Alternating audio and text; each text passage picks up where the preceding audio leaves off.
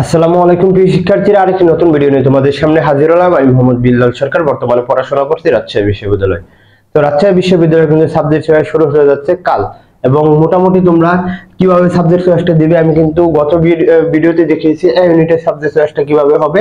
আজকে দেখাবো যে রাজশাহী বিশ্ববিদ্যালয়ের বি ইউনিটের সাবজেক্ট চয়েসটা কিভাবে তোমরা দিবে, এবং পজিশন অনুযায়ী কত পজিশন পর্যন্ত কোন সাবজেক্ট যেতে পারে, এবং সেশন ডট কি আছে নাকি কোন সাবজেক্টে, এই বিষয়ে কিন্তু কথা বলা তোমাদের চেষ্টা করবে। দেখো, তোমাদের আমি জানাই, আমি যতটুকু জানি, এবং যেহেতু বিশ্ববিদ্যালয়ের একটা সার্কেল, সেখানে আমার বড় ভাই রয়েছে, প্লাস আমার বন্ধুরা রয়েছে। তো মোটামুটি আমি যতটুকু জানতে পেরেছি তোমাদের কিন্তু জানানোর চেষ্টা করতেছি। তো এই ইউনিটের যখন সাবজেক্ট চয়েসটা দিলাম, একজন বললো যে ভাই মনে হয় আরেক অন্যভাবে দিলে ভালো হতো।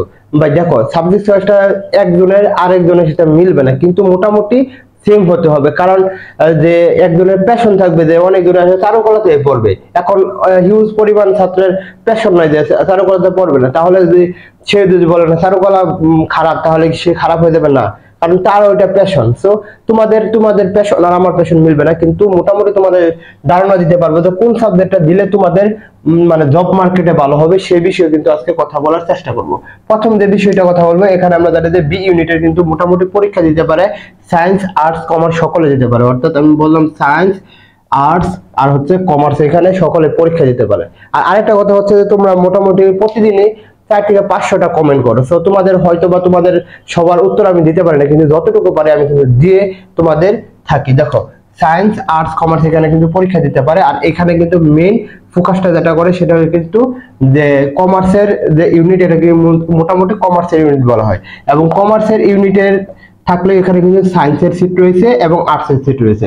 আর্টসে মোটামুটি 22টা রয়েছে, আর সায়েন্সে মোটামুটি আরো বেশি রয়েছে, 50-এর মতো। তো কমার্সে যদি আমি প্রথম যদি কোন সাবজেক্টের রিভিউটা দেই, অ্যাকাউন্টিং ডিপার্টমেন্টে যদি কথা বলি, অবশ্যই তোমাদের সাবজেক্ট চয়েস লিস্টে প্রথম যদি রাখতে চাও, অবশ্যই তোমাদের অ্যাকাউন্টটা রাখতে হবে। যদিও কঠিন, এটা কিন্তু জব মার্কেট খুবই ভালো, ডিমান্ডও কিন্তু বেশি। তো মোটামুটি এখানে যাদের সিরিয়াল মোটামুটি যে 200-র মতো থাকবে, অর্থাৎ কমার্সে, তারা কিন্তু এখানে সাবজেক্ট পেতে পারবে। আর সায়েন্স আর আর্টসের আমি এখানে বলবো না তোমরা কত পজিশন পর্যন্ত সাবজেক্ট পেতে পারো, সব সর্বমোট মিলে কত বছর গত বছর কত পেয়েছিল সেটা আমি দেখাবো। তো ফিনান্সের যদি কথা বলি, অবশ্যই ফিনান্সে আমি দ্বিতীয় রাখবো, কারণ এটা কিন্তু ভালো একটা সাবজেক্ট।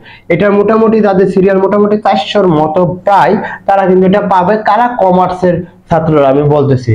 তো পরে যেটা হচ্ছে এইচআরএম, হিউম্যান রিসোর্স ম্যানেজমেন্ট, এবং এটারও জব মার্কেট কিন্তু ভালো রয়েছে। এবং আমি যখন আমার বাসায় ছিলাম, তখন আমার যে স্যার পড়াচ্ছে তার কিন্তু সাবজেক্ট ছিল এইচআরএম। এখন কিন্তু সে একটা ভালো কোম্পানিতে চাকরি করে ভালো একটি টাকা দিয়ে, তার ইয়া ছিল যে এইচআরএম কবিনজরুল পড়াশোনা করতে। তো তোমরা 3 নম্বরে এইচআরএমটা দিতে পারো। এটা মোটামুটি 550-র মতো যারা কমার্সে রয়েছে তারা কিন্তু সিট পাবে। পরে যে ব্যাংকিং এন্ড ইন্স্যুরেন্স, এটা বা তোমরা ম্যানেজমেন্ট, দুটার মধ্যে একটা দিতে পারো। অনেকজন ম্যানেজমেন্ট দিবে, কারণ হচ্ছে যে অনেকজনের এত অঙ্ক করতে চায় না, ম্যানেজমেন্ট করলে মোটামুটি অঙ্কটা কম থাকে। তো তোমরা ম্যানেজমেন্ট আগে দাও। তো তোমাদের যদি ব্যাংকিং এন্ড ইন্স্যুরেন্স না হয়, তাহলে তোমরা ম্যানেজমেন্ট আগে দেবে। এই দুটো হলো তোমাদের উপর নির্ভর করবে। তো এইগুলার সিরিয়াল মোটামুটি যে 900 থেকে 1000 পর্যন্ত ইজিলি যায়। গত বছর মোটামুটি 900 প্লাস গিয়েছিল। এখন যদি বলি যে আর্টস এবং সায়েন্সের জন্য তাদের সিরিয়ালের কথা যদি বলি, গত বছর মোটামুটি আর্টসের গিয়েছিল 100 প্লাস, আর কিন্তু সায়েন্সের গিয়েছিল মোটামুটি 150 প্লাস গিয়েছিল কিন্তু সিরিয়াল।